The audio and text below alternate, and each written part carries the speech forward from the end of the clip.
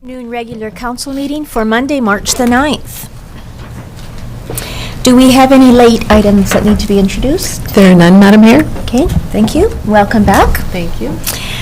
Could I have somebody on council bring forward the approval for the agenda, please? Councillor Patton and Councillor Traynor. All in favor? Excellent. And then adoption of the minutes for the February 24th afternoon council meeting minutes and the February 28th special council meeting minutes, please. Councillor Barkwell, Councillor Patton, all in favor? Thank you. I'll apologize in advance. It's a bit of a lengthy mayor's report today. It's been a busy couple of weeks. On February the 27th, I attended the sold-out Building Community Resilience event at UBC Okanagan. The event included a presentation on the recently released Okanagan Climate Projections Report, followed by a panel discussion. Guest speaker was Sheila Watt-Cloutier, a Canadian Inuit activist who has worked on a range of social and environmental issues that affect the Inuit people.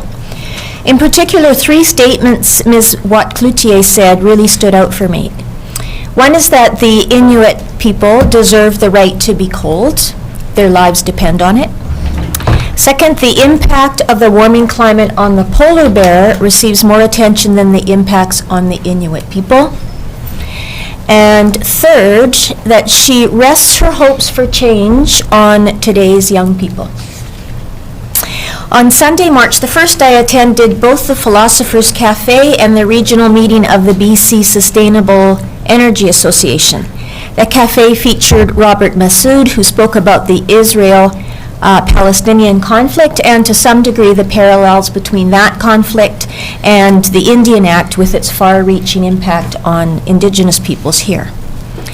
The district hosted the BCSEA, BC Sustainable Energy Association's meeting that saw Okanagan residents from Armstrong to Oliver come together to discuss how to increase the use of renewable energy in our communities and what role a regional task force could play in advancing that use.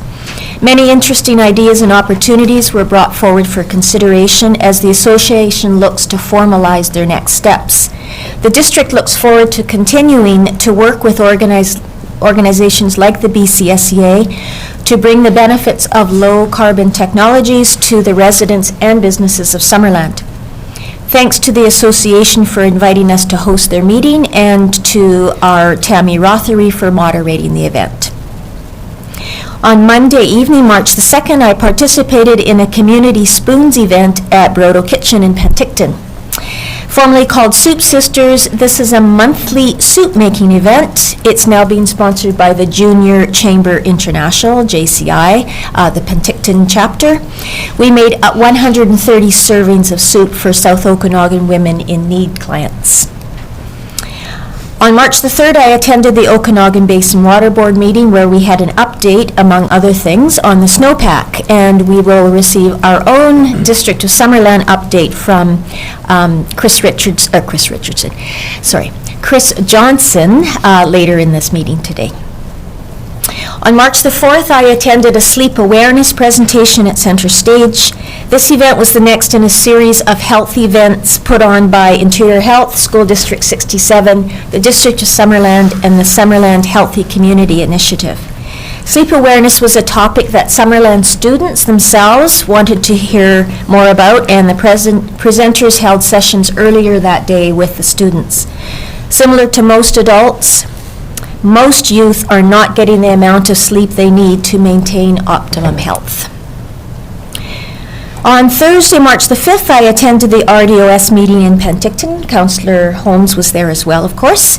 Later that day, Council and much of the district staff celebrated with Karen Jones as she retires from 19 years of service with the district. Thank you again, Karen, for your dedication and hard work. Through multiple positions and multiple councils and CAOs. We're missing you, but appreciate that you left us well prepared as we transition to life without Karen. All the best, we have another Karen, two Karens. All the best in your retirement, Karen, you deserve it. Later that evening, I took in the Wildfire Community Preparedness event held at Center Stage. The event was well attended with a robust Q&A session following presentation by Frontline Operations Group, our Summerland Fire Chief Glenn Noble, local ecologist Don Gayton, and fire scientist Dr. Carrie Anderson. The event was funded by a grant under the Community Resiliency Investment Program. The district received $100,000 from this program to undertake fuel mitigation activities. That's the work that's just been completed up at Deer Ridge. To update the Community Wildfire Protection Plan and work with 3 Summerland neighborhoods to become Fire Smart Canada certified Fire Smart communities. On Saturday, I attended the home show at the Penticton Convention Centre. Both the District of Summerland and the RDOS exhibited there. The district on the upcoming downtown plan process and the Affordable Housing Forum. And the regional districts exhibit was about emergency preparedness. So similar to last Thursday's Fire Smart event, the best way to be prepared is to become aware of any potential hazards, and as homeowners and citizens, we all need to do our part in reducing the risk and preparing for an emergency. Yesterday, I attended 2 International Women's Day events. The first annual First Ladies Tea and Bannock celebration was held in Peachland. The event, which was organized by the Peachland Watershed Protection Alliance, opened with the Okanagan song, that's a silk song, and included Indigenous speeches, dance and drumming, traditional and settler teas and food, and a silk water ceremony. MLA Sonia Furstenau, who is BC Green Party, and I were included in the lineup of guest speakers. The entire event focused on women's connection to the water and our responsibility that we carry in protecting it for future generations.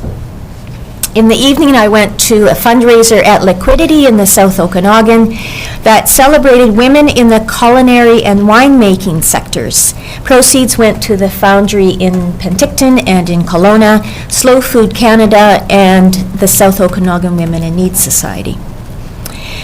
And finally, this morning, I attended the announcement by Parliamentary Secretary for Flynn Road, MLA Rabi Kavlon, on $9 million in funding for the Community Resiliency Investment Program. So this is BC-wide.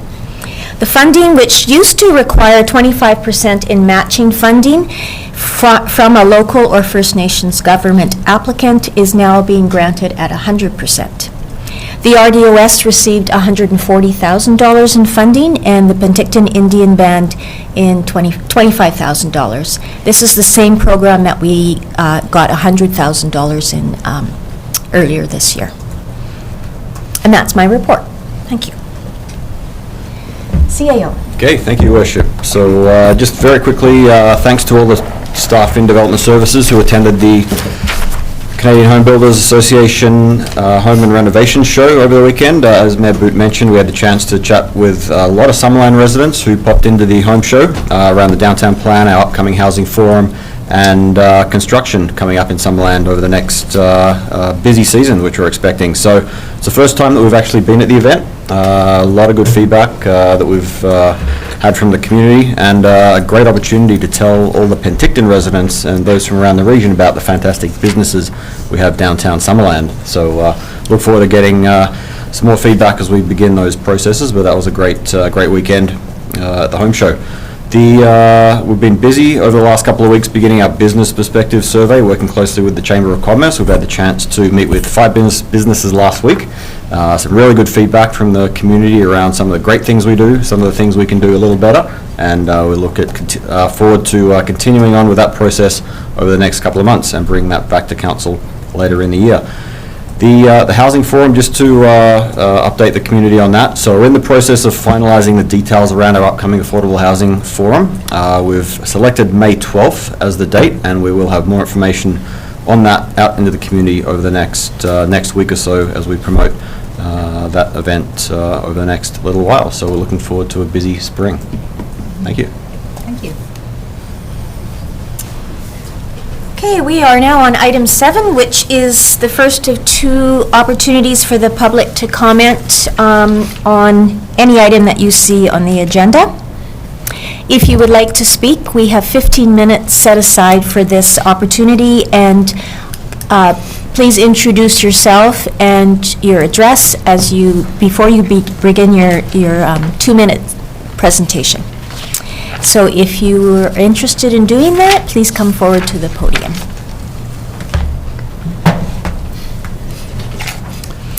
Hello, Terry. Hello, my name is Terry Rolston. Your Worship, Councillors, thank you very much for giving me the opportunity to speak today. I have to admit I'm a little bit frustrated as a volunteer for youth sports organization that I have to take off time today to be here to defend the youth of our community and defend the Memorial Park that was built for the veterans that fought and died for our country. I feel I must defend the youth in Memorial Park because somebody wants to take that away from the youth and give it to the dogs when it was originally intended as a for the community's youth. The Living Memorial Athletic Park for Summerland's youth was created by the citizens of Summerland and was opened in May 24th, 1948. Summerland Review reported on May 26, 1948, that the park was made possible through voluntary donations made to the Summerland Memorial Parks Committee, and I quote, "They will be providing by their donations 2 splendid outdoor baseball parks, which will be the joy of the youngsters and future generations for youngsters in years to come." Living Memorial Baseball Park was opened in the memory of those who paid the supreme sacrifice in the 2 world wars. The intention of the community donations was a youth baseball field, which would be open and used in perpetuity for youth baseball in Summerland. Ross McLaughlin was the catcher that played the first game ever played on that field on opening day. Ross was truly a remarkable man. He was a Summerland war hero, a prisoner of war, and survived a plane crash on the way home from that war. Sadly, his brother didn't survive the World War and lost his life in the war. Ross wrote a letter to council in May of 1992 and summarized so well what I'm trying to express. Ross wrote, "I am unalterably opposed to the use of the proportion of Memorial Athletic Park for purposes other than the original use that it was intended for. A living memorial to all those young people, young men and women, who gave their lives so that the rest of us could enjoy the many freedoms we enjoy." He also goes on to say in his letter, "At the official opening of Athletic Park on May 24th, 1948, I spoke on behalf of the Summerland Legion members saying, I believe that a living memorial such as this would be the wish of those men and women who died in service for their country." I 100% agree with Ross. I also believe that Living Memorial Park is a very important part of Summerland and must be used for the purpose it was originally intended. Over the past 14 years, I have been a very strong advocate for youth sports in Summerland. I have volunteered for many different youth sports organizations. I have coached, I have umpired, I have refereed. I'm an executive member of Summerland Minor Hockey Association and Summerland Baseball Association, as well as a big supporter and fan of youth sports. In the past 10 years, my wife Colleen and I have volunteered on the executive of Summerland Minor Baseball, the #1 users of Living Memorial Park. It's my understanding that the association has been trying to take over Field 3 and make it into a dog park. They believe that we don't use and do not understand why we need a field for our younger players. Let me clarify a few things. For each age group that plays, the field size requirements are different. You cannot expect a 6-year-old to play on the same size field as a 16-year-old. All fields are scaled to the appropriate size of each group. The field in question, Field 3, is our smallest field and is set up for our youngest age groups. That is blast ball under 6 years old, tadpole 7 and 8-year-old, mosquitoes 9 and 10 years old. Field size differences include the difference between bases, the distance between bases, the distance to and the size of the pitching mound, and the distance from home plate to the outfield and down the baselines. There seems to be some question about the number of participants that we have that use Field 3. Field 3 is our busiest field, as it hosts our 3 youngest age groups. In 2019, we had 3 teams using that field, 1 blast ball, 1 tadpole, and 2 mosquito. The blast ball had 10 registrations, which is a good number for that age group. Tadpole had 13 registration plus 4 coaches. Mosquito had 28 registrations plus 6 coaches. And the total number of participants using that field were 51 players, 6 coaches, and 15 parent helpers, and 3 managers.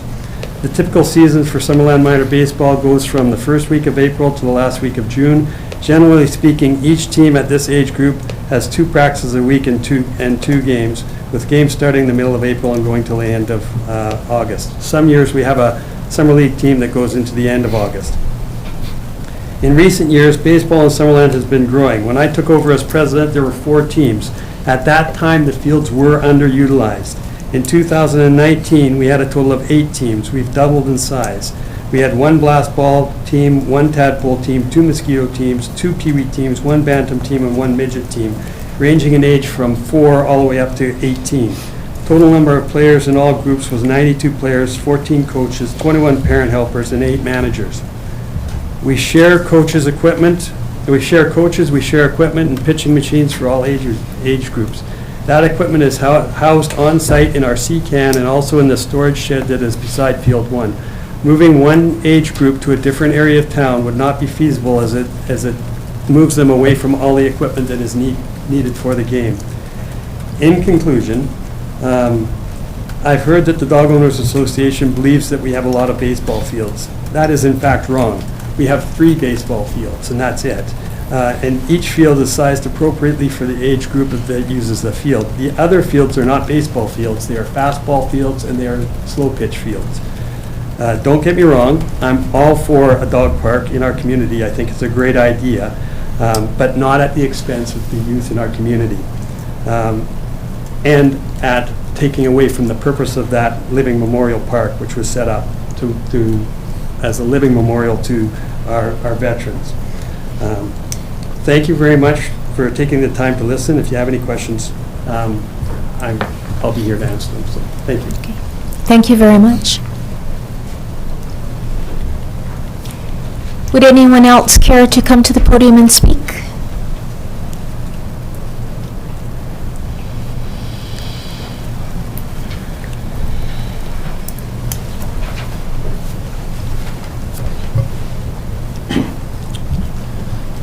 Robert Hacking, Prairie Valley Road. Good morning, good afternoon, Mayor and Council.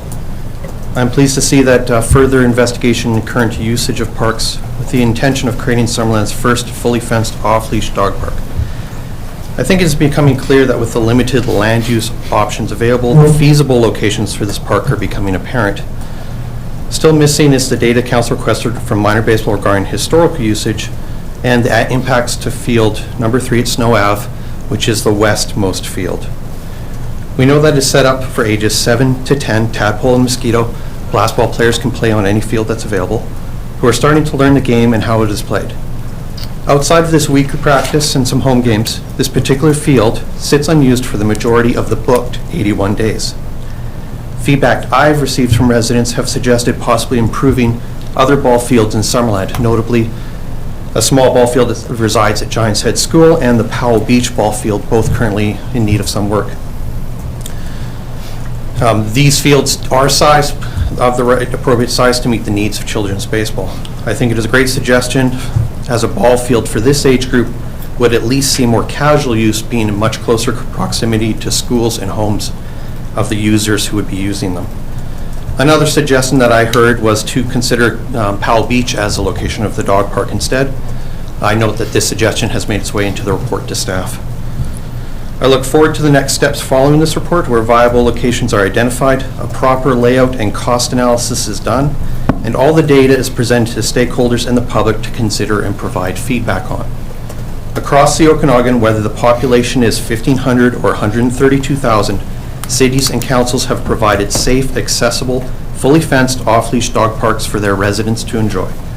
Dog parks are a key amenity that is planned for, funded, and provided in recognition of the vast demographic who need a safe place to socialize and exercise their furry family members.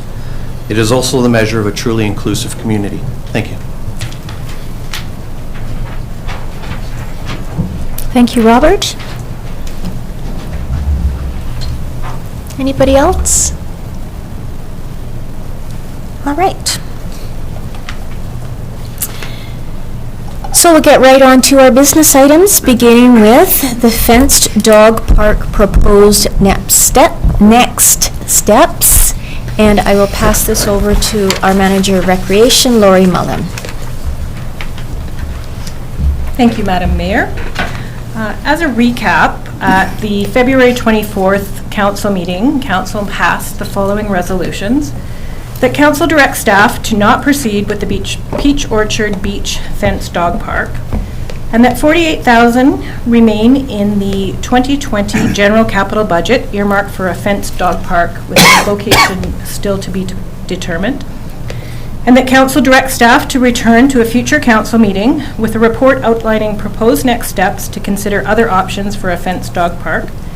And further, that Council directs staff to return to a future Council meeting with a report analyzing the use of ball diamonds in the community and what options could be available to current users if Living Memorial Diamond Number 3 were no longer available. Over the past 2 weeks, staff have been gathering information as requested by Council.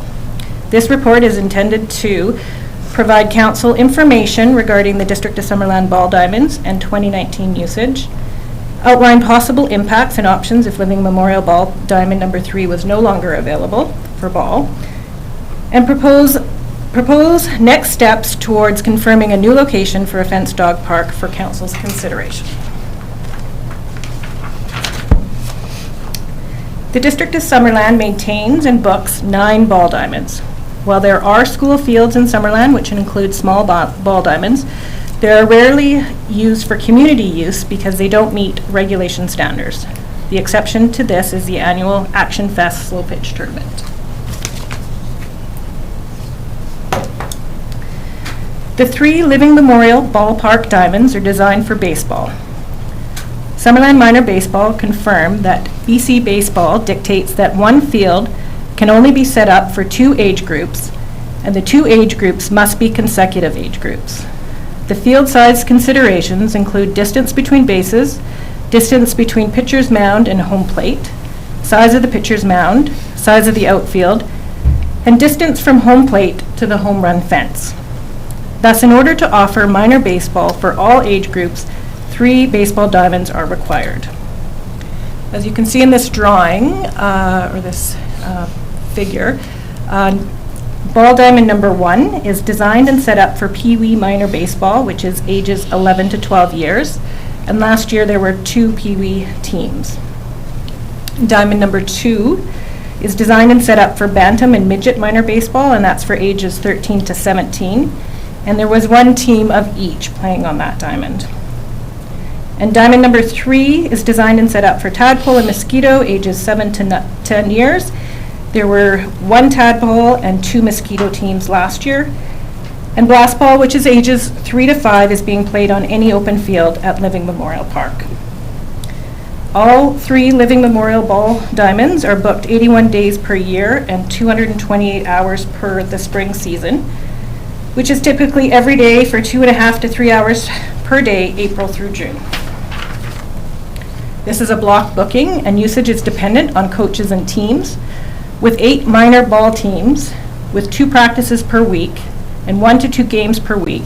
That equals 170 hours per ball diamond for the spring season, plus Action Festival of 20 hours, totals 190 hours per diamond. The annual maintenance cost for Living Memorial Park was $32,500 in 2019 for all 3 diamonds. The maintenance cost impacts of transitioning 1 ball diamond to a dog park is unknown, but likely lower costs as turf requirements would be less. There was $64,000 of investment to Living Memorial Ball Diamond number 3 in 2017 and 2018 to repair the diamond due to the 2017 fireworks crews using that diamond for a staging area, and these costs were covered by the ministry. This doesn't include the costs of district staff labor time, which was on top of that.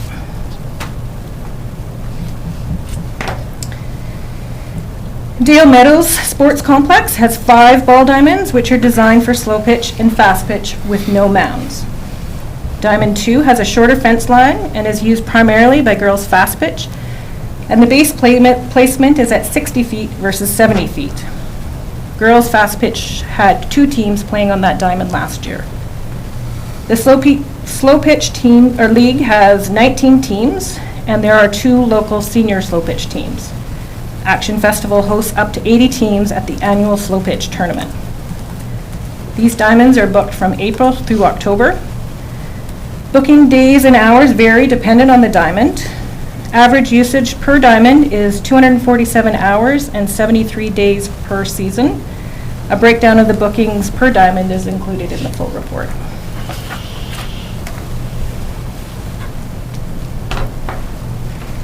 The Powell Beach Park Practice Diamond is a smaller field with no fences and less maintenance. It is informally used by girls fast pitch for practicing and for the Action Festival tournament. Girls fast pitch use their batting cage at this location. Girls fast pitch has requested improvements to this diamond in order to host games. And just some general information about our ball diamonds.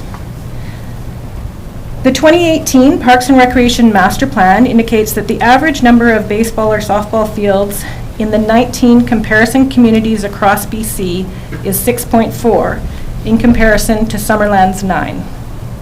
The number and quality of ball diamonds in Summerland is an attraction for a tournament destination location. In 2019, there were 8 Summerland minor baseball teams playing at Living Memorial Park. The minor baseball numbers in 2012 were low, with 3 teams with a total of approximately 40 players. In recent years, the number of teams have ranged from 8 to 9 teams.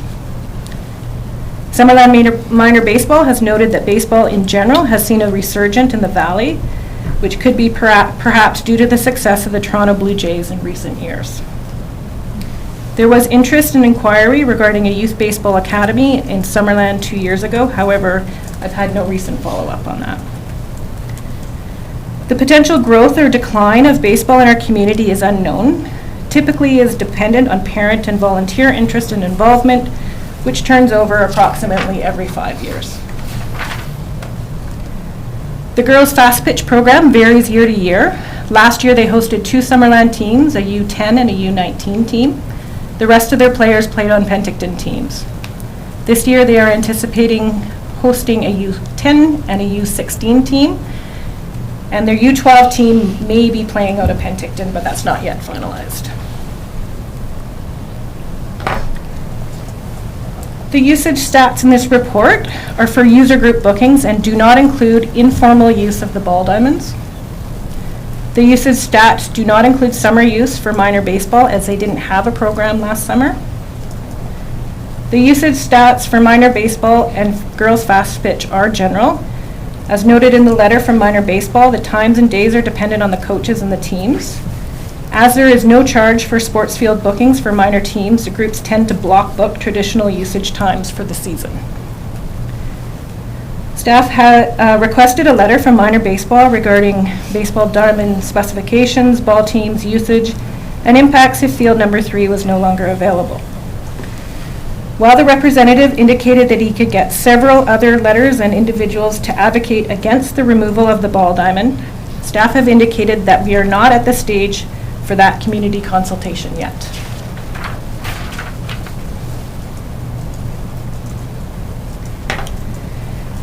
Staff reviewed the impacts and options if Living Memorial Ball Diamond number 3 was no longer available with minor baseball. This was a reality in 2018 due to that diamond being designated as a staging area for the fireworkers. Minor baseball have indicated that they would be required to use other locations such as Powell Beach, Dale Meadows, or school fields for the younger age group practices without a regulation mound, and would not be able to host games in Summerland for those age groups. The district could consider redesigning one of the existing slow pitch fastball diamonds for April to June. However, this would impact slow pitch and fastball usage.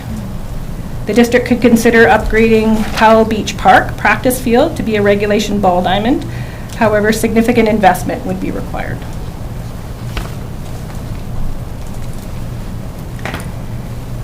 The Summerland Dog Owners Association have been advocating for a year-round off-leash fenced dog park at Peach Orchard Beach Park, or Living Memorial Park, field number 3, since 2016.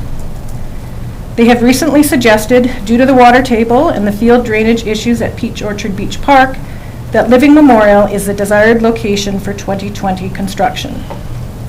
They have also outlined to council the recommended next steps, phased approach, which includes creating an amenity improvement plan for Living Memorial Park, reviewing feasibility of Julia Street Church location, flood mitigation investigation and mitigation work at Peach Orchard Beach Park, and establishing a subcommittee that will create a long-term vision for dog amenities in Summerland.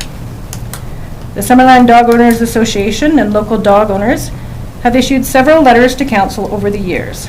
As per the request, the recent letters issued to council regarding dog parks and the letter of support with corresponding signatures have been included as attachments to this report. The Summerland Dog Owners Association has indicated that minor baseball statistics for Living Memorial Park are inflated and that there is very little use of Living Memorial Diamond number 3. This has been rebutted by the Minor Baseball Association, who had stated in 2019 that Field 3 was one of the busiest of all 3 fields, as it hosted 3 teams, 1 tadpole and 2 mosquito teams. The Summerland Dog Owners Association has indicated there's a steady growth in dog ownership and feel this diamond would get more use by dog owners than ball players. Madam Mayor, before I go on to the last 4 slides, which are proposed next steps, do you want to pause and ask any questions about the ball diamond usage, or would you like me to continue with them? It's the wish of council. Do you have questions now for Ms. Mullen? I guess carry Okay. through. Thank you. Staff have mapped out proposed next steps for additional work to be completed prior to finalizing a location for a fenced dog park in Summerland for council's consideration. The first proposed step is for council to direct staff on the location or locations that they would like staff to further explore. The more locations identified will increase the amount of resources required. Attachment 5 of the council report provides a listing of the sites already reviewed and includes high-level pros and cons for each site. The next proposed step would be to conduct research on the proposed layout and estimated cost for the installation of a fenced dog park at the selected locations. That would be followed with conducting community consultation on the selected locations, which could include reaching out to stakeholder groups and neighbors, community announcements through the newsletter, community open house, and possibly an online survey. The next proposed step is to compile all the information gathered through the costing and community engagement and present that to the Parks and Recreation Advisory Committee for a recommendation to council. Staff would then report back to council for final direction. And construction of a fenced dog park would be dependent on staffing, resources, and weather, but targeted at the end of 2020 or early 2021. It is recommended that the outline work be completed with the support of the consultant, as there are funds remaining from the original consulting contract in conjunction with district staff hours. Staff and the consultant would work with the Parks and Recreation Advisory Committee and would invite stakeholders to be a delegation to the committee. The committee would be tasked with making a recommendation to council at the end of the process. The staff recommendation is that council pass the resolutions that direct staff to conduct further research on a proposed fenced dog park in their identified locations and direct staff to complete the additional work as outlined in the report. Should council wish to direct staff in an alternative manner, it is requested that the appropriate direction be provided. Thank you. Thank you. Okay. Councillor Barkle. Yeah, this morning Lori received an email with some questions and worked hard on getting some answers. Would it be appropriate if she could maybe summarize the information that she just managed to gather this morning? And because I don't think everybody's had a chance to read that yet. Do you have that? I do have it here. Thank you. That was the financial piece that you'd The requested, right? replacement costs. Yes. So the question came from Council Barkwell. Could we have some sort of idea of how much we have invested in Ball Diamond 3? How much would it cost to build a replacement Ball Diamond with the dugouts and fencing and everything if we were hypothetically going to build a new one somewhere else, so the current one could be used as a dog park? So I quickly tried to gather as much information as I could, and I also contacted a few other communities to see what I could find in quick order, and thanks to the Public Works staff for providing some quick answers as well. We have recently invested, as I had mentioned in the report, $64,000 in Living Memorial Park in repairs after the damage done by the fireworks crews being on the site as a staging area. The replacement values listed in our asset management investment plan for a ball diamond is listed at $345,000, which doesn't include much for fencing, dugouts, or bleachers, and does not include other additional costs depending on the site location, which could be ground preparation works, water connections, electrical. Public Works high-level estimate is it could be upwards of around $800,000 to build a ball diamond from scratch, but it all depends on what the location is, where the location is, and how much groundwork is required and amenity work. I did contact the park supervisor in Penticton to see if they had any costs as far as what it costs to build a ball diamond, and they stated that McNichol Ball Diamond was built 13 years ago for $800,000. That was the cost to the city of Penticton, and that included lighting. Estimates for just upgrading Powell Beach Park from a practice diamond to get it to regulation standards to be a small baseball diamond would be around $100,000 as far as our projections through Public Works. And in discussions with the Director of Parks and Recreation in the Soyuz this morning, he stated that his community converted a baseball diamond 7 years ago. It was a youth baseball diamond that rarely got used. 3 years ago, the baseball community had a surge of intake of interest, and the baseball community successfully lobbied council to convert it back to a ball diamond. And this obviously created a lot of conflict between the ball supporters and the dog owners in that community. The associated costs for the conversion back to a ball diamond was $33,000 and $124,000 to build a new dog park, and that was in 2017.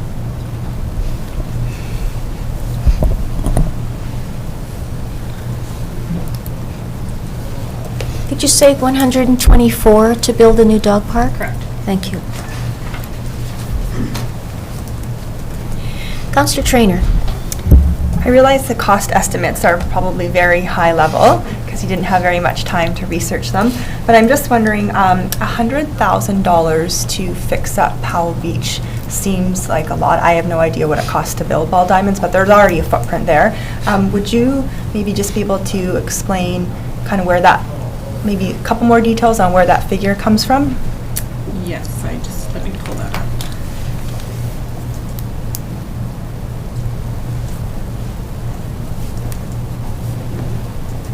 Sorry, a lot of emails came through this morning.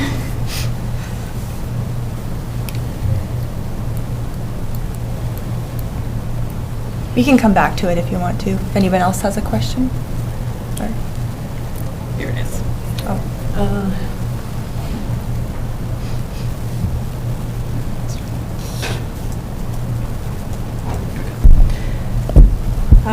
So estimates, also based on the repair work, it was $64,000 just to do the repair work at Living Memorial was one of the factors of upgrading a field.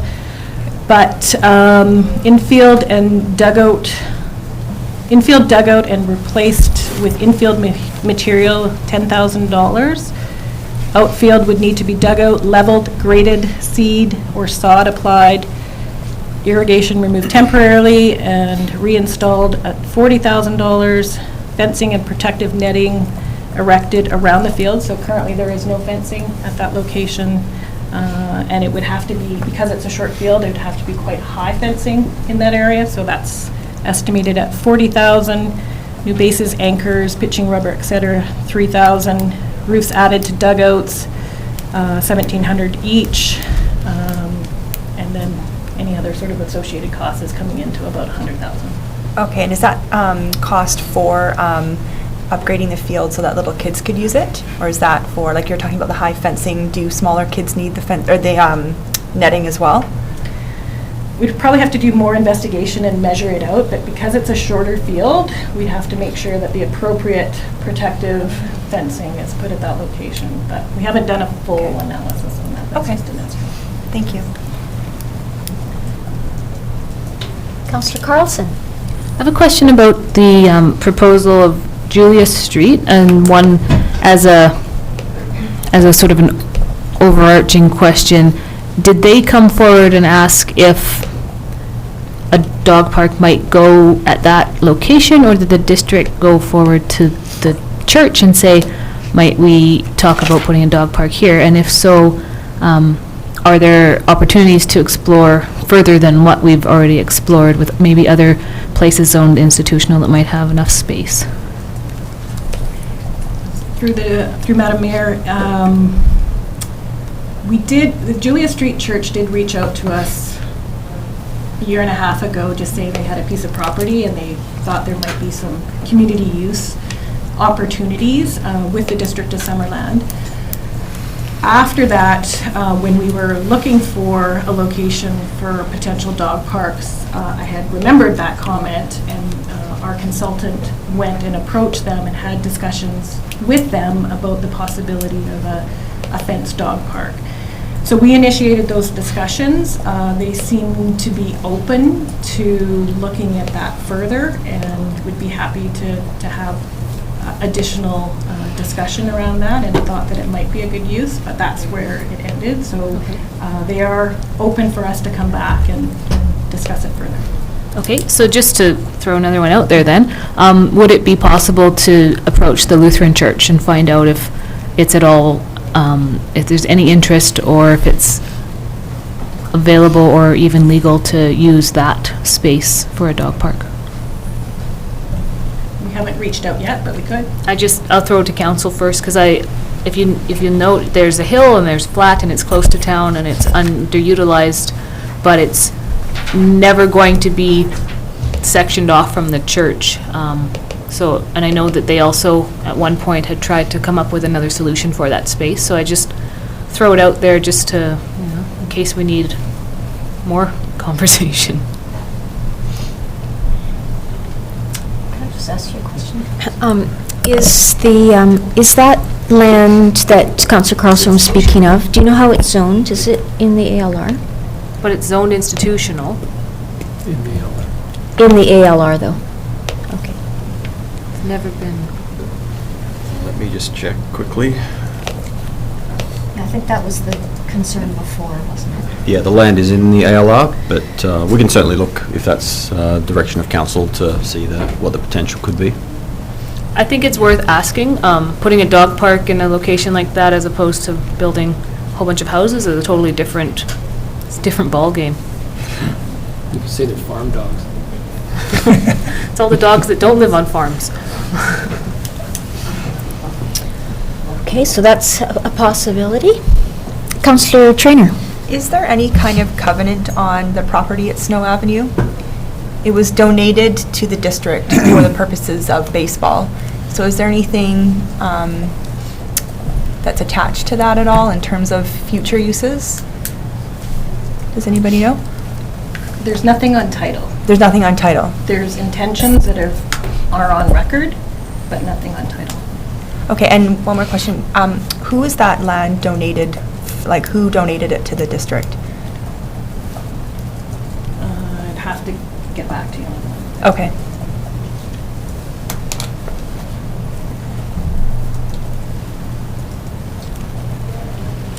Other questions?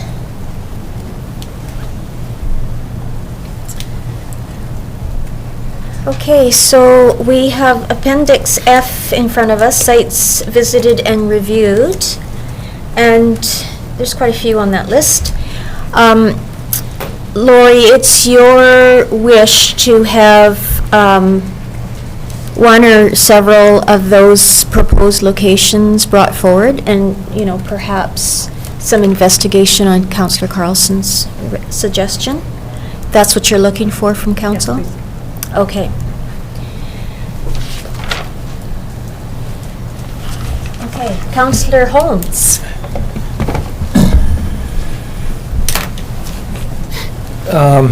Not questions, just more comments than anything. First, I was kind of surprised to see that Powell Beach diamond was a practice field. I think with the lack of parkland in this community, we can't really afford to have practice fields, so that's just a comment. I'm not sure about directing staff to look at locations which we've already looked at again, and this could just end up going around and round in circles. I think, in a way, I think our rec master plan kind of failed us. I think it talks all about having these neighborhood parks, these small neighborhood parks in the middle of agricultural areas, which I don't really think is what this community needs. I think what this community needs is another larger park somewhere centrally located. We have all these new demands for recreational amenities, which we never had 20 years ago, like pickleball courts, like dog parks, and all these sorts of things. And so we're forced with trying to replace some other recreational activity, which are still valid, with all these new ones that we need to deal with, and we just don't have enough space to put all these things. So I think we need to start looking at where can we get another park. I think we need to have a community discussion on the value of having a campground at Peach Orchard. I think it's time it's come to that. I think we need to know how important that campground is to the community, and is it more important than pickleball and dog parks, then we'll keep it. But if not, maybe we should start having that conversation. Otherwise, we should start having the conversation of using our parks reserve to buy parkland. Banks Crescent, for example, would be a beautiful park. But I think this is the ultimate solution. It'll take a lot longer, but the bottom line, we've gone through this over and over and again, but we don't have enough parkland to meet the community's needs.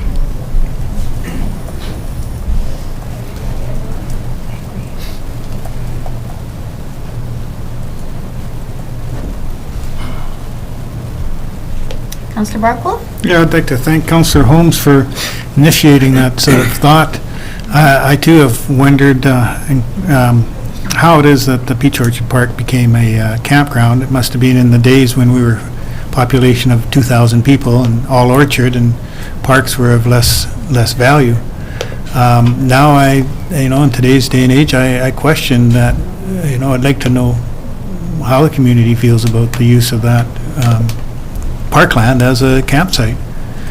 Where things have changed. It's 100 years later now, and that's one discussion I would like to have, but it doesn't help us immediately with the dog park situation, which is being discussed ad nauseum here. I think I'm hesitant to have more discussion and hear the same things about the same locations again and again.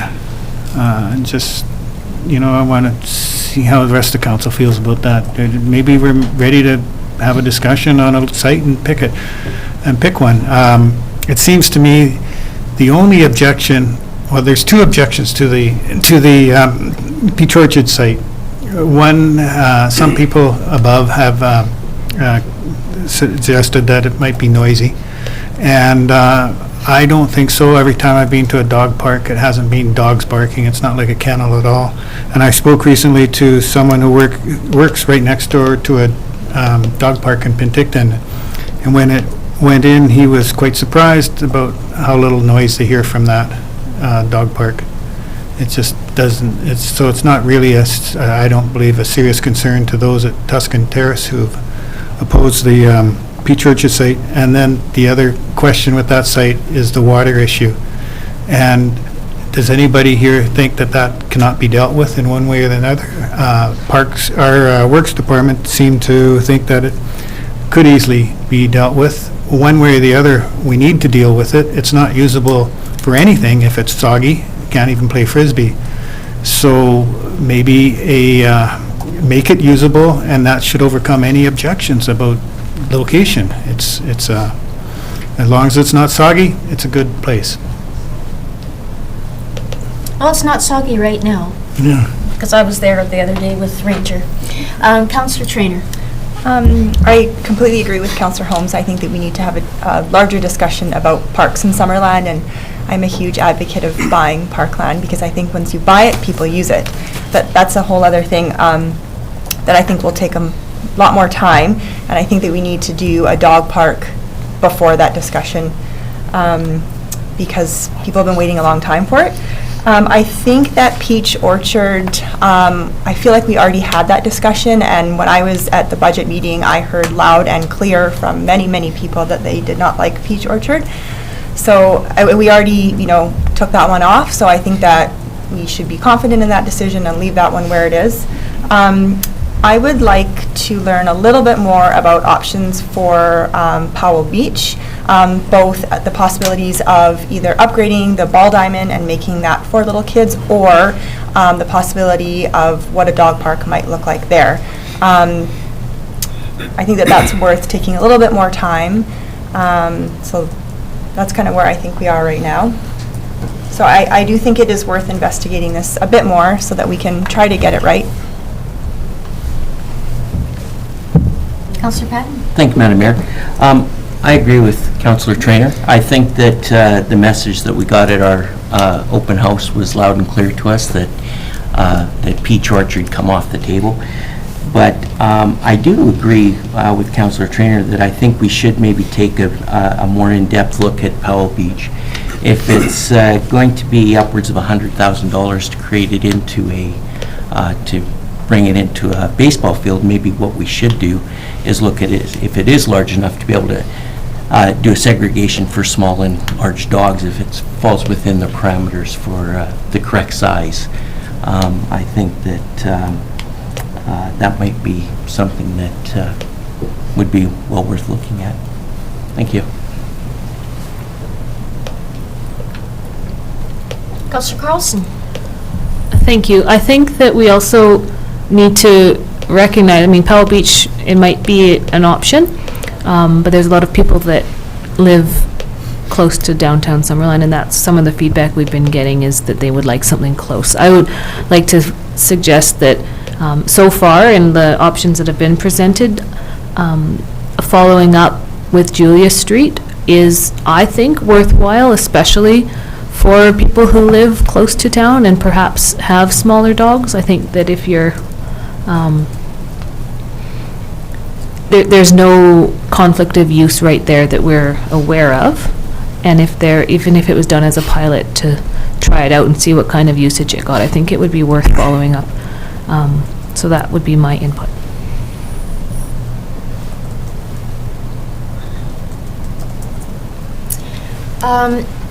I have a comment and a question. I, too, agree with what Councillor Trainer and Councillor Patton now have brought up in terms of having a look at the Powell Beach location. And I like what Councillor Carlson has said about the Julia Street.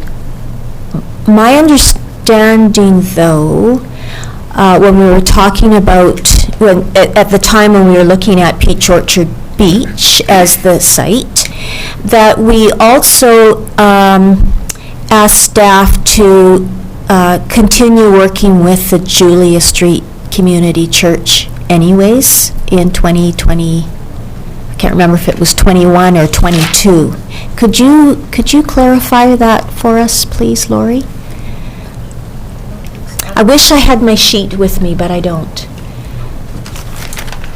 I'd have to go back and look at the final resolutions. I know that there was some discussion to say to leave it for now and to focus on the Peach Orchard at the time. orchard.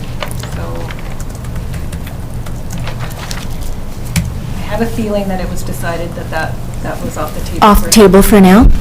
Okay. Well, perhaps now that Peach Orchard Beach is not under consideration anymore, that there's potential for that to come forward. One other question I wanted to ask you is, and again, I don't recall for sure, is it still thought that this would be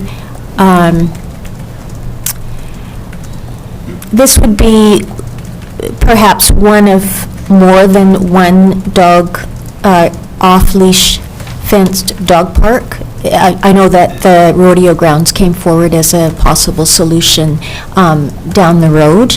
Is that still something that would be considered? I know it's not, in the next few years, but is that something that is still under consideration? I don't think we indicated exactly how many dog parks we wanted to, or the council wished staff to follow up on. However, we did note in the consultant's report that the rodeo grounds is going to be going through a master planning process in the near future and could consider looking at that as part of the consultation process as perhaps a location for a dog park or an additional dog park. Okay, good, thank you. Councillor Barkwell? Yes, maybe my fellow councillors who think that Peach Orchard Beach is off the table could tell me when it.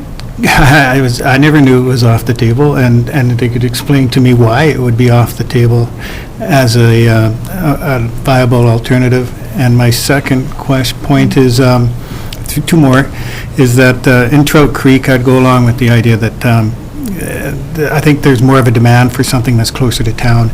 In Trout Creek, you can take your dog over to Sunoco Park and run it there, so that's fairly close. So whatever location we find should be in the uptown area. And and one thing that is off the table, as far as I can see from hearing the value of the usage, is that, as far as I'm concerned anyway, is the number 3 field. I think just to address your first point, I believe council voted on a resolution to take the Peach Orchard Beach. Yeah, and I think that maybe that's what Ms. Mullen started with in her summary, was that we had voted yes. To take it off. I thought we were just going to study it more. No, that was to take it off. That was my understanding.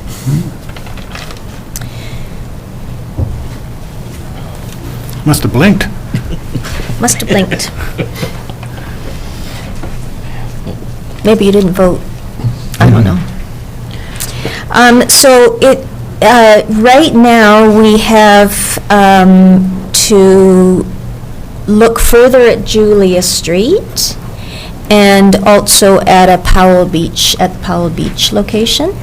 Councillor Traynor? I just wanted to clarify, when I was talking about Powell Beach, I meant looking at both options, so either a more detailed analysis for putting a ball diamond there or refurbishing what we have, or a dog park, like just seeing both.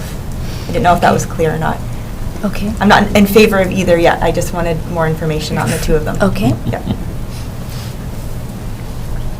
So, Councillor Sorry, Holmes. just a question through the mayor to our recreation manager, please. Is there a reason the batting cage needs to be down in Powell Beach? It could be up at Dale Meadows. It would probably be more convenient for them if it was. No? I don't know why it's not at Dale Meadows and how much, but I expect it could be. Okay, thanks.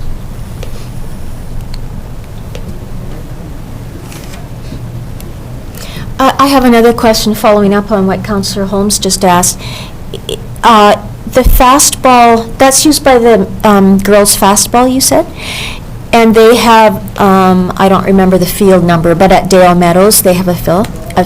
two you said. Is that one already fenced and netted for fastball use? Yes. Or not for, yeah, for Oh, girls fastball. For girls So fastball, it's a yes. little bit shorter. Yes. So the slow pitch teams don't typically use that diamond because they can shoot it over the fence. Right. Okay. Okay. So any other questions of Lori, or would someone care to bring forward a fill in the blanks in the resolution? Councillor Barkwell. Well, I'm looking at the resolution from last time. It said, I understood that the resolution, the way it reads, is not to proceed with the Peach Orchard Fence Dog Park. It just meant hold off until we decide that's for sure where we want to put the dog park, not that it was off the table, but I guess everybody else took it differently. Is it? Did you want to speak to that, Councillor? Well, you can just throw it into the resolution, put it back in. Yeah, we haven't put it, to include it for this time. Locations here.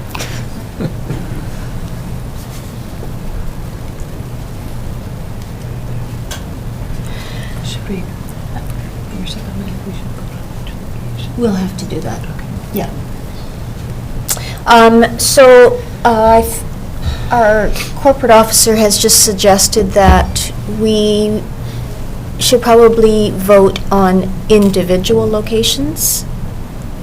We don't want to run the risk that this is voted down and that no work proceeds at this point.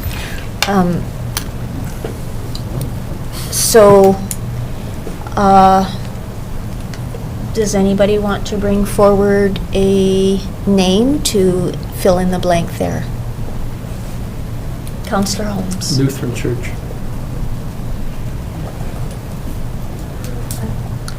That council directs staff in that. Further research on a proposed fence dog park at the Lutheran Church. At the Lutheran Church. It's different. Seconder? Councillor Carlson? Any further discussion on the Luther Church location? Okay, all those in favor? All right, so that's one. Councillor Barkwell? Yeah, so I'll propose that the council direct staff to conduct further research on a proposed fenced dog park at the Peach Orchard location, and in particular, investigate what could give us complete assurance that the park would not be a soggy mess, which doesn't sound like a very good resolution, but it's basically the point that that the water table issues are resolved. Seconder? Councillor Patton? It's on the floor. Discussion? All those in favor? Tie. It's a tie, so it... Oh, it's the opposed. You need to do. Oh, opposed? Thanks. Okay. So it's defeated. So it is defeated. All right. So we have the Lutheran Church then. Councillor Traynor. So I will propose that council direct staff to conduct further research on a proposed fenced dog park in the following location, Powell Beach. Okay, seconder. Councillor Carlson. And then, as I already stated, also further investigate what could be done to upgrade the baseball diamond. If that's the right wording? Yep. More specific costs is what I'm looking for. Okay. Any discussion on Powell Beach location? All those in favor? Opposed? Councillor Barkwell. So that is carried as well. So we have two locations. Anyone else want to bring forward a third location?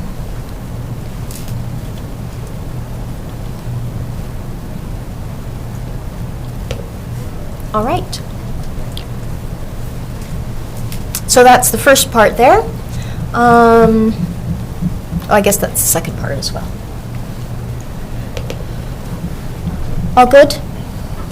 Councillor Patton? Thank you, Madam Mayor. If I may, can we discuss putting the rodeo grounds in also, to have 3 options for staff to review? I think that the rodeo grounds gives us a lot of room, and it may be viable. I know it's a bit of a drive, but it might be a viable option also. I realize, as Ms. Mullins was saying, that there is an upcoming master plan coming up for the rodeo grounds, but perhaps this is something that we could just do a little investigation into to see how viable it is. Well, certainly to include it in the master plan discussions, right?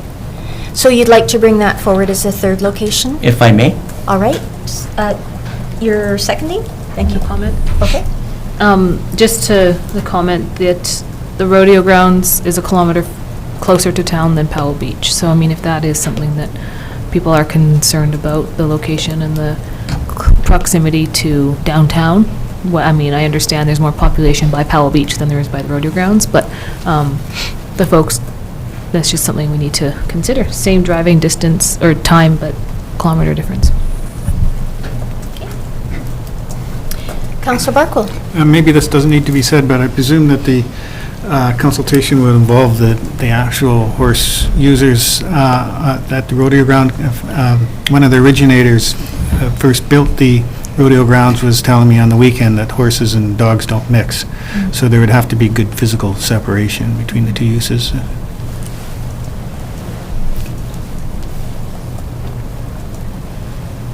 All right. Any further discussion on the rodeo grounds? All those in favor? And opposed? None opposed. Okay.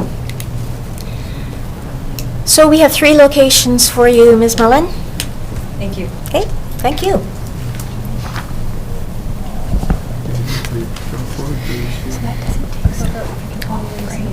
Now, I'd like to say that you could go away, but you can't Sorry. because you've got several more. Sorry, Madam Mayor. When you, at the beginning of these resolutions, mentioned that Julia Street was already to be discussed, but that's not going to be discussed any further. It's still, right? That wasn't one of the 3. It's still That wasn't one of the 3. That was. Lutheran It Church. was. So then we have 4? No, the Lo- Lutheran Church? Mhm. But that's not the Julia That's Street different than Julia Community Street. Church. Oh, the Lutheran Street Yeah. Church, sorry. Yes. Okay. I mean, we obviously, we have information on Julie Street already, so I just don't want that to disappear as an option in the long run if all these other things are not viable. Because like having a place where there's no use already, there's nothing there right now. There's no use. Okay, so And it would you doesn't like to include conflict. that as a If it's not fourth already, location? It's I'd not s- already. Right, so I would like to put that forward before we move on from this one, please. Okay, second. seconder, Councillor Barkwill. No discussion, Councillor Patton. Thank you, Madam Mayor.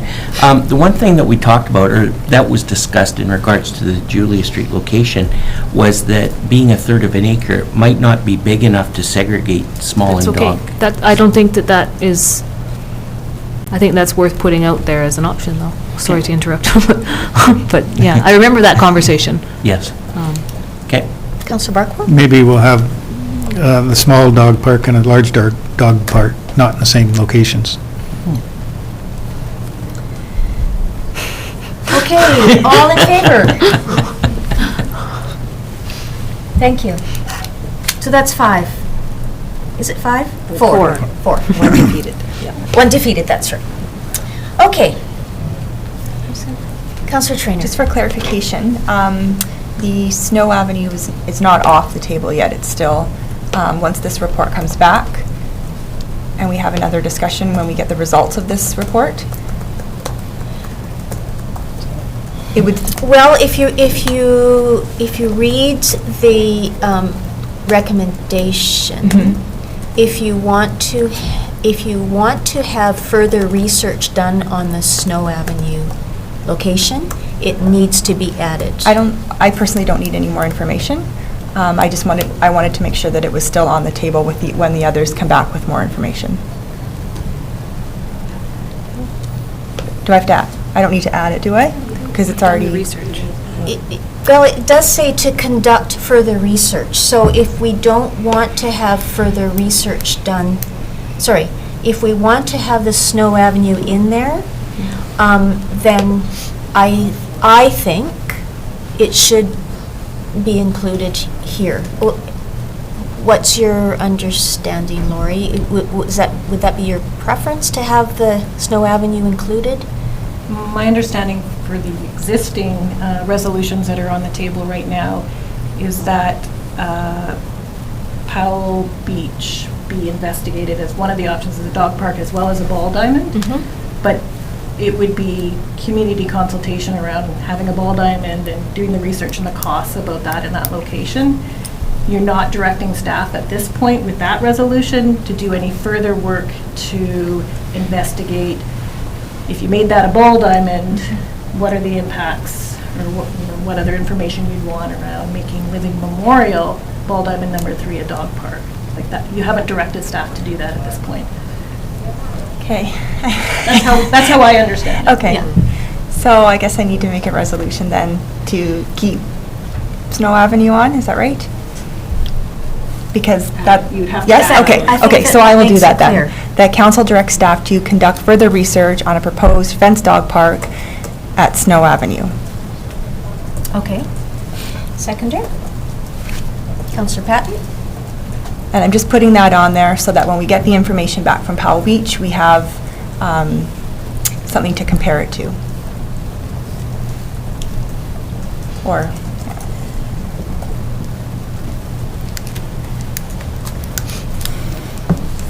Okay. Councillor Holmes? Sorry, what was the resolution again?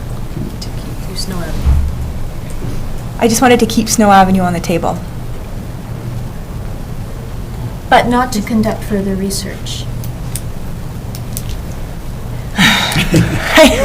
I don't really need any more information. I personally don't need any more information. I just wanted to keep it on the table so that when the information comes back from Powell Beach, it's still an option depending on which way we decide to go. That's what I'm talking about. Okay. Do you think that the resolution should be, the wording should be changed?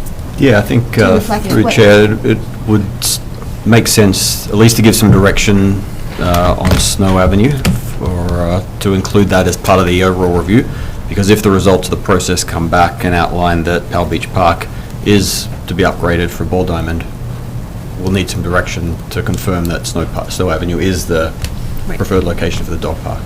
So I think just adding that resolution will provide the clear direction so that it's still included in the review process. Exactly. Okay. Do you have a recommendation for the wording? Sure. I was actually going to recommend that we amend the original resolution, if council agrees, so that we keep it all together, so that the Powell Beach conduct further research on a proposed dog park in Powell Beach, including further investigation and cost for a ball diamond compared to, or in relation to, or in conjunction with Snow Avenue. Does that work? No? Lori? Yep. I'm just wondering if you want to add it as just add it as another location. Okay. So you've got 4 right now. Do you want to add Living Memorial Ball Diamond 3 as a 5th location to investigate for a dog park? That would be the cleanest. Am I correct if Sure. that's what? Yeah, that Sure. sounds good. Okay.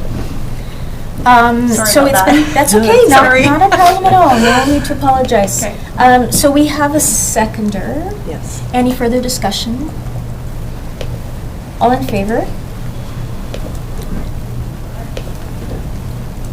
Opposed?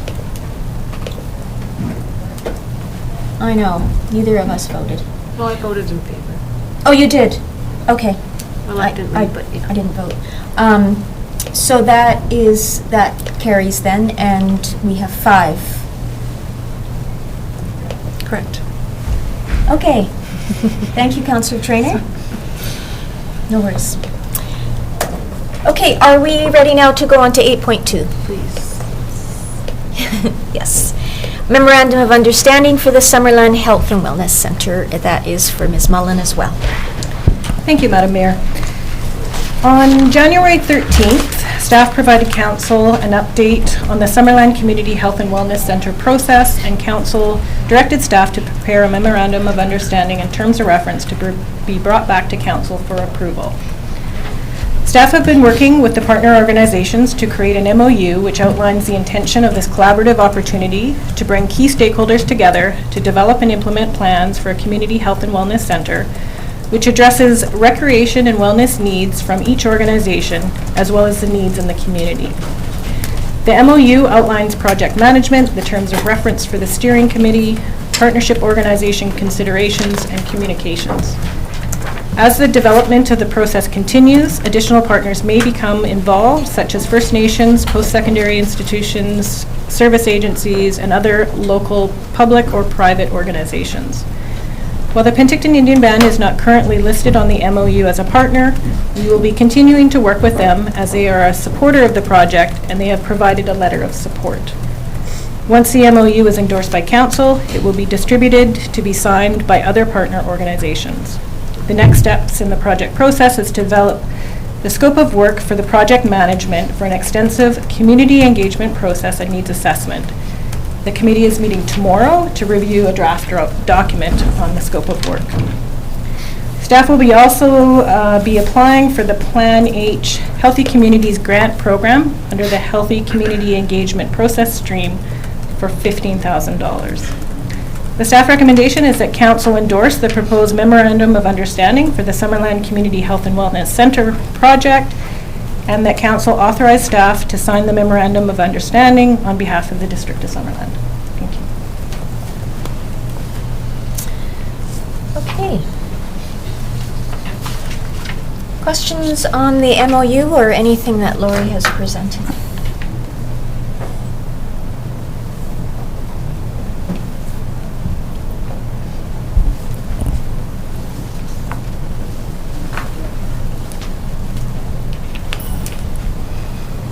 Well, I'll just give a comment. I think that this is quite a comprehensive memorandum of understanding, and I really like how you have taken all of the existing partners and really laid out exactly what they need to get from the collaborative agreement.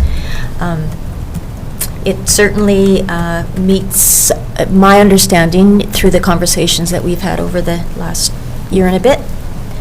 So I thank you for that. Anybody else? Councillor Holmes. No, I think this is great as well. My only comment is, it was said before, previously, I'm having a hard time explaining to people what a health and wellness center is all the time, and I really hope we have something that represented as puts in the idea that there's going to be a swimming pool in there. Yeah. So.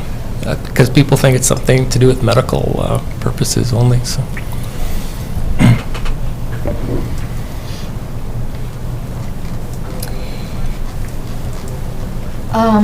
Is this the time to change the name before the memorandum of agreement is signed?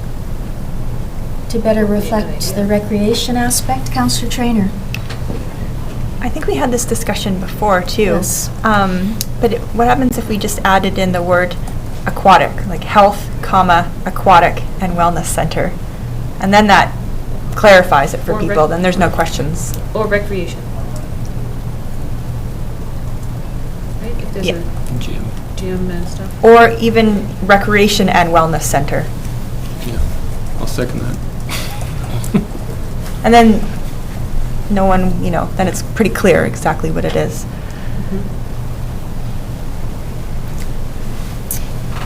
Health includes wellness, no? Wellness includes health? Yeah, so Summerland Community Recreation and Wellness Center project. Or is it a recreation and health center? I would say it's a recreation and health center because... If we're putting family practitioners in there, it's a health center. Exactly, then it's a health center. I think that that's less nebulous than wellness. Yeah. Because wellness is, encompasses all kinds of things, but health is directed at interior health and the Division of Family Practice, which ideally is, a significant partner in this memorandum of understanding. So I like your word recreation, but I would prefer to see Summerland Community Recreation and Health Center. Putting recreation first and health center. Good with that? Thoughts on that? Yeah, sounds good. Sounds Sounds good? good. That sounds good. Yep. Okay. So, I know that that's kind of just arbitrary, but if that could be the terminology that we use moving forward and is also included in the memorandum of understanding, hopefully that will help with explaining it, because, we all are getting those questions. So it's a bit of a mouthful, but Summerland Community Recreation and Health Center Steering Committee. Councillor Trainer. If no one else has any questions or comments, I'll bring it forward.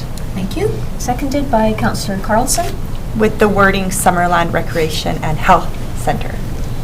Summerland Community Oh, yes. Recreation. That's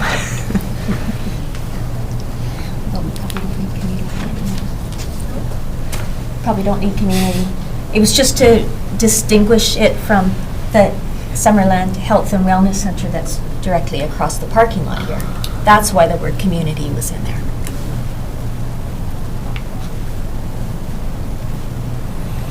I always like simplicity. Keep it in? Okay.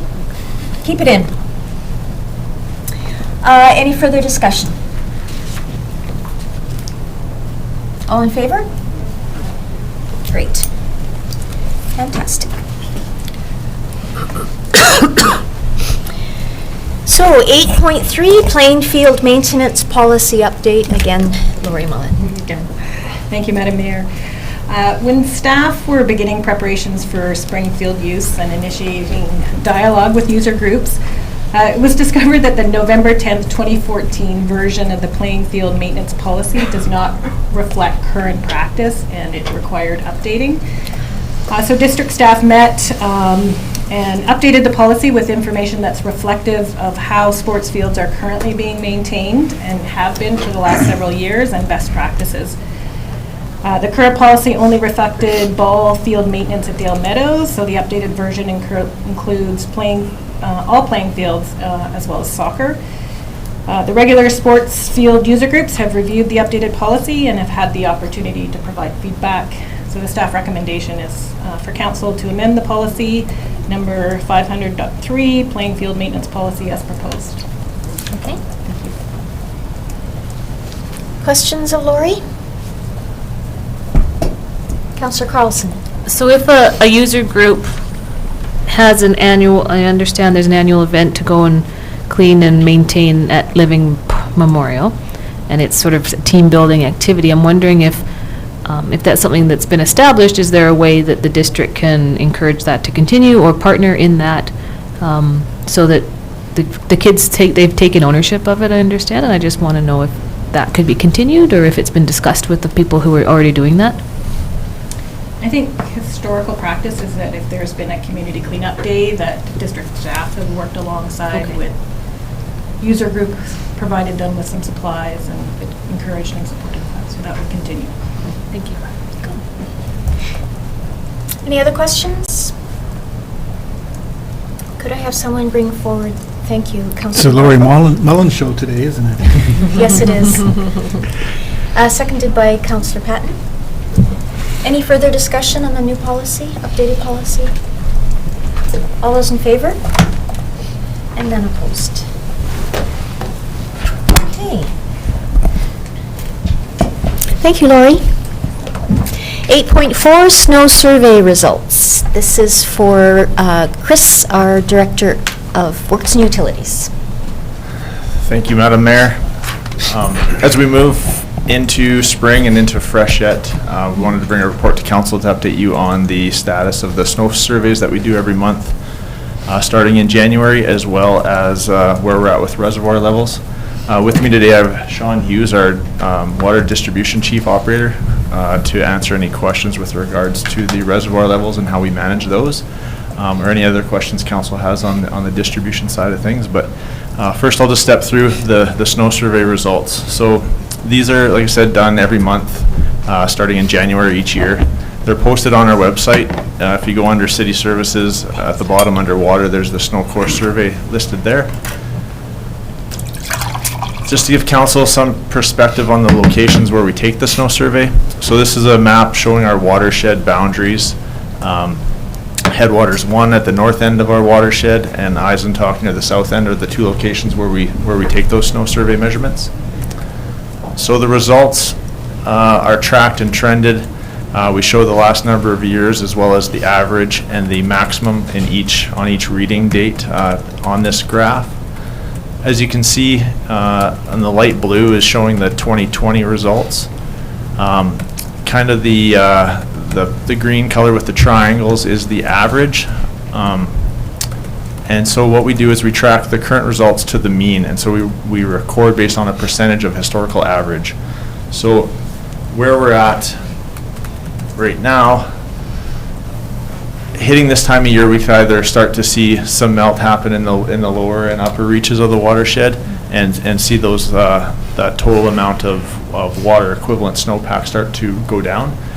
In some years, we've had significant snowfalls up in the upper reaches into April, mid-April, and that's what we did see in 2018, which is the dark blue line on that graph. So at this point, it's just we monitor and then we react accordingly with our reservoir levels and whether we outlet more water to provide more storage of what we anticipate might come in, or we hold those levels consistent if it looks like things are on course. On the presentation, it just shows so what we measure is basically the percent above historical average that I noted before. So right now we're at 122%. In 2018, we were at 148 this time of year. Into April, we went up to 160. In some previous years, this is where we sort of peaked and we're back to around 100. So it's sort of unknown at this time, but like I said, we just continue to monitor and trend and react. And then really what the concerns or where we're going to see the changes once we go into freshet shown in the red, when we start to see those snowpacks melt. If they're extended over 4 or 6 weeks, then typically that's where there hasn't been issues. But when we see that melt happen over a couple weeks, as we did in May, so as you can see, it was at 274% on May 1st, and by May 15th, that had depleted completely. And that's where we've seen the flooding issues along Eneas Creek and on the Garnet Valley side of things. Looking at the other one, the other snow course survey in Eisentalk, again, could go up or down at this point of year. This is where we're really watching to see what's going to happen as we go into April. Again, happened to be at 122% on this location as well. In 2018, as shown there, it continued to climb up to May 1st, but historically, on average, this is where we'll see this start to level off and see those snowpack levels start to drop. But as we get into that freshet, that's where we need to be aware and be monitoring. That's where we increase the monitoring intervals from once a month to twice a month as of May 1st, just to ensure that we have a good, accurate record of what's going on in the watershed. So with that, just a quick update on where we're at. In both watersheds, the inflow volumes that we're seeing are typical.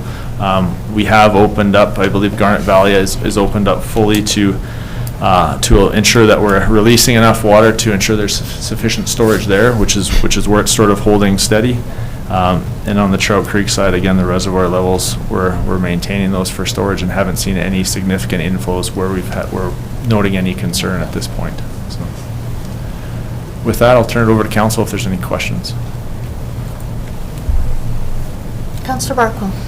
Did Anthony pass my note on about these graphs? Yeah, so on the bottom of the graph, you'll see it says date, and it shows from January to May 1st being the same interval as the last half of the snow course survey, where it's every 2 weeks. Basically, these are just labels on the graphs to show the different times. So this could easily say survey 1, survey 2, survey 3, but it gives it the date that we take these. And the reason we could compress them, but then it just makes that data harder to see. Because we're relating it back to the historical average, and showing the actual water equivalents taking on those dates. The data isn't incorrect, or isn't, it's just displaying it, spreading it out over those last 4 points where it's over 2 months. So we have 4 recordings in 2 months versus previously 4 recordings over 4 months, just to allow it to make it easier to see. But That's it all. makes the slope of the graph completely wacky to have a different time period on the...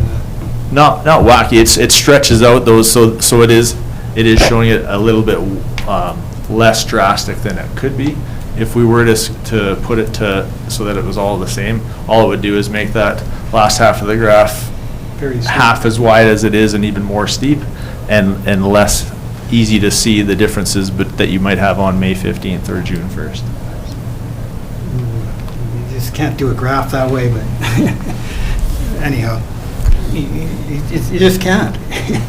You can't have different time periods on the same, on one scale here like that. It should be all the same to be proper representation. But anyhow, we can see the point. Yeah. It's,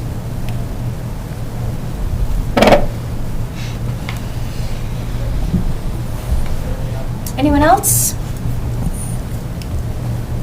Just Councillor a Carlson. comment, it's really great to actually have this presented and be able to talk about and make sure that we know what kind of water we have, because I think that in some years, council has absolutely no idea unless asked, and sometimes we get an email, but it's really great to actually have it in a public meeting, so thank you for bringing that forward. And I'll move it to be received unless there's more questions. Thank you. Seconder? Councillor Patton? Any further discussion? All in favor? Great. Thank you. Item 8.5, the Downtown Neighborhood Plan, Proposed Task Force Terms of Reference. Thank you, Madam Mayor. So staff presented a report to Council on January 6th outlining what the process for the development of the Downtown Neighborhood Plan could look like. One of the components of the neighborhood planning process was the intention of creating a downtown plan task force, specific to the process of developing the longer-term plan, looking at consolidating a lot of the existing plans and policies that have been in existence in and around the downtown, and providing direction for staff and consultants managing the process to create ultimately community champions for plan implementation. The proposed task force is intended to be made up of local stakeholders and residents with an interest in the future enhancement and vibrancy of the downtown neighbourhood. The terms of reference call for 12 members. Representatives from the community, as outlined in the terms of reference, include a range of participants from the downtown business community, residents of Summerland, Chamber of Commerce, youth representatives, School District 67, supportive housing social service providers, arts, culture and heritage representatives, parks and recreation representatives, representatives from the seniors community, development and real estate community, and other groups as directed by council. 2 council members are also being proposed as part of, are also proposed to be appointed as part of the committee membership makeup. The proposed terms of reference, as included in attachment 1 to the report, provide guidance for the delivery of the eventual downtown neighbourhood action plan. And we're looking for some direction and feedback from council before finalising this and beginning the advertising process. Thank you, Your Worship. Thank you. Questions for our CAO? Councillor Traynor? Is this plan going to include Memorial Park as well? Yes. It is, okay. Yes. Should we call it the Downtown and Memorial Park Plan Task Force? you want to change the name again? I know. No, just so when we're advertising it, people know. I don't know. It was part of It's a good idea. Or maybe it's all encompassing. I just want people to know that it's definitely, that it's included in there. Maybe it's good enough, but. Could I just ask you a question related to what Councillor Traynor just said? This is my understanding, please correct me if I'm not right, but part of the discussion will be what the area that's considered downtown neighborhood plan will actually be? Yes, the boundary. Okay. Yeah, the boundary, that's a better word. Okay, that's good. So maybe in that discussion, it could be made quite clear. Memorial Park is very much a part of the downtown. I don't know. I have no problems with changing the name, but. Councillor Holmes. Again, I'd err on the side of simplicity, and downtown is downtown, and I think everybody considers Memorial Park as part of downtown.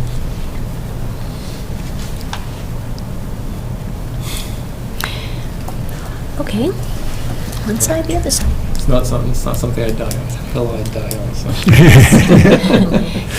CAO. Yeah, I'd just say we could, just so it's very clear, update the terms of reference to include the Memorial Park component as one of the the objective section. Yes. Just really making it clear there. Maybe that's one thing that would clarify things, especially when we get the terms of reference finalized and get the membership. We could add for example, that the plan includes the future planning of Memorial Park, for example. So there may be other ways of doing that, so it's very clear. I just think it's really important because people, as we know, care very strongly about their parks, and to us it's obvious that Memorial's in the downtown area, but it might not be to everybody, so I think that it's definitely worthwhile mentioning, especially because we've been talking about it a lot as well. I know it seems obvious, but parks are really important to people, so. I just wanted to say I appreciate you putting the word neighborhood in that, or keeping the word neighborhood in that downtown plan, because that's one of our key strategies, is to get more people living downtown and raising the vibrancy of that area. So, thank you. Any other input on the terms of reference?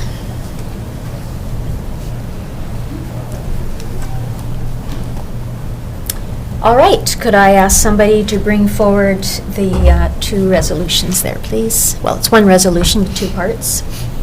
Councillor Carlson? Do we read it? Yes, please.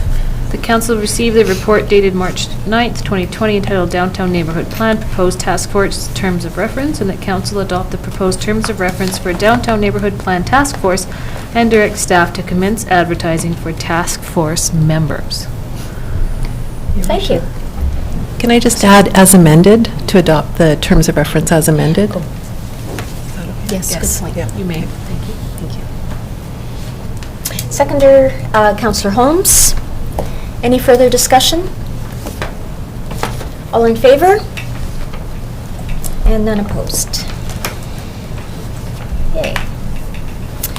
Item 9.1, notice of motion, Development Process Improvement Advisory Committee Terms of Reference, and I will speak to this because it's something that I wanted to bring forward, and we will talk more about this on the 23rd, provided that Council agrees that we should have a further consideration on it. I would like to see that our terms of reference for our downtown Development Process Improvement Advisory Committee include a member from the Penticton Indian Band, and that's the motion that I hope to discuss more on the 23rd. Are you bringing that forward? Or seconding? No. No. Okay. I just have a question on procedure. So if you're bringing forward a notice of motion, why are we voting on that? Isn't it just a notice that you're bringing it forward, and then we discuss it when you do bring it forward, and then we vote on it? So I don't really understand why we're voting on a notice of motion. Yeah, Your Worship, or through you, Madam Mayor. So the notice of motion is new on the council agenda right now. The intent of the notice of motion is to ensure that council would like to discuss this further at the next meeting. So if it's something that council has no wish to further consider, then the vote basically is saying, do we put this on next week or the next agenda or not? And then the discussion would be had at the next agenda. So it really is just, is it something to move forward very simple yes or no. If there's strong opposition to even discussing it, then it could be just wiped out at this meeting. So we do need to bring it forward. Can I follow that up? Sure. Is that process kind of written somewhere? Because to me, it looks like we'll just end up discussing it, the same thing twice. And the first time you discuss it without any background information or anything like that. Madam Mayor, just to respond, so really, it's not meant to be discussed at this point. It's just meant to be moved forward to the next agenda. Because there's no report at this point, there's no background, there's nothing here for council. So it's really just to give you notice that we'd like to put this on the next agenda, and council's just saying yes or no. So this is procedurally, this is the way to bring a motion forward, rather than just introduce it and talk about it and vote on it all in one meeting. This is procedurally the way that we should be doing it. So that's why I've brought it forward today, to ask yes or no, and then on March the 23rd, then it will come forward again with the background information, and then we can have a fulsome discussion. Councillor Traynor. I will make the motion that we bring it forward on March 23rd, 2020. Thank you. Councillor Carlson, you're seconding? Okay. No need for discussion. All in favor? Okay, opposed? Okay, so that is carried. Thank you. On to item 10. Correspondence. There's 4 pieces of correspondence, including the February building statistics. Is there anything that a councillor would like to bring forward?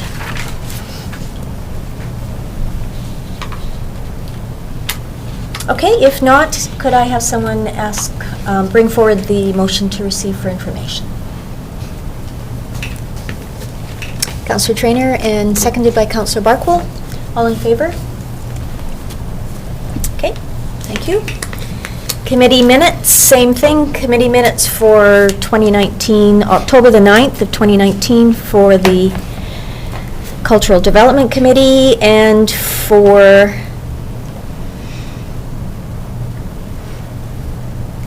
November the 19th of 2019 Cultural Development Committee. Councillor Carlson, Councillor Holmes, and I wasn't at the November meeting, but we have since reviewed those minutes, and all is good on both of those. So I will call the question. All in favor? Great, thank you. Sorry, Madam Mayor. Oh, sorry. I actually had a question on one of those minutes. So on one of them, the agenda was amended, and it was passed to include an additional item, 7.3 resignations.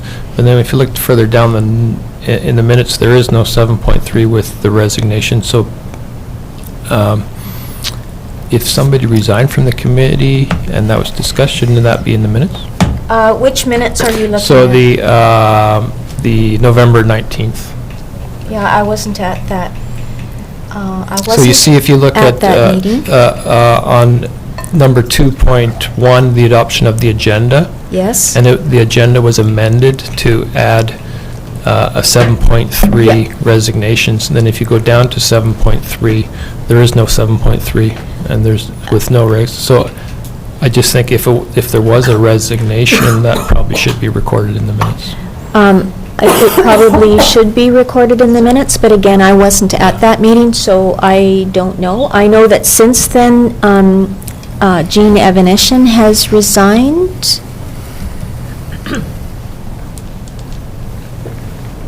I just Can't remember if there's anyone else. noted it. Yeah, that's a good point. Yeah. Sorry, Councillor Holmes, I can't give you any No, it's all right. update No, because it's I'm all not right. aware. Just making note of it. So receive for information as amended then. All in favor? Okay, thank you. And there is no public nor media, so I'll ask for councillors' reports, please. Councillor Carlson. I have nothing to report. right. Councillor Holmes? I didn't prepare a RDS report because it was a pretty short meeting on Thursday. There was a couple small items, and I'll just include it in the next report that I do, because nothing earth-shattering. I'd just like to say that the wildfire presentation last Wednesday was very good. It was really well received by people, especially who live in that interface area. So I really appreciate everybody for putting that on, and I think those sort of information sessions are really useful to the community. Thanks. Councillor Traynor? I don't have anything to report today. Councillor Patton? I do not have anything more to report today, thank you. All right. Councillor Barkle? For the public out there who might be interested in attending the museum AGM, if you're interested in historical items of Summerland, it's on Saturday, this coming Saturday, I believe, 1 p.m. at the Arts and Cultural Centre. That's way down the road. March 14th, right? Let me just double check my calendar here, because, yes, March 14th. Okay. Great. So, on to 13, which is a resolution to close the meeting to the public. Councillor Patton? Someone? Councillor Traynor? All in favor? Thank you. And I'll have Nicole. Or not Nicole, Marnie. What? Oh, sure. Yep, we'll take a 5-minute recess. Thank you.